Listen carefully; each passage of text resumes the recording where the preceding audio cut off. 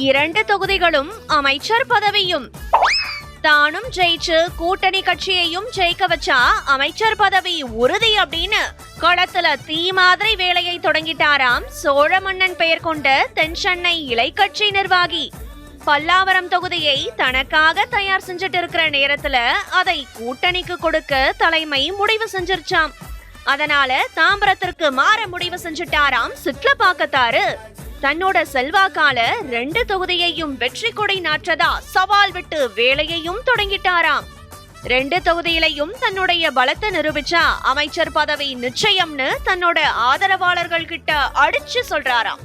அதுக்காக தொண்டர்களை உற்சாகப்படுத்துற வேலைகளை ஏற்கனவே தொடங்கிட்டாராம். பல்லாவரம் தொகுதியை கூட்டணிக்கு கொடுத்தாலும் அவங்க இலை சின்னத்துல நின்னாதான் ஜெயிக்க முடியும் அப்படிங்கறதையும் தலைமை கிட்ட தெளிவா எடுத்து சொல்லிட்டாராம். சூரிய கட்சியிலையும் ஏற்கனவே முட்டல் மோதல் நடக்கிறதால இந்த தடவை பல்லாவரம் தொகுதி சிறுத்தைகளுக்கு போக வாய்ப்பு இருக்குன்னு சொல்றாங்க.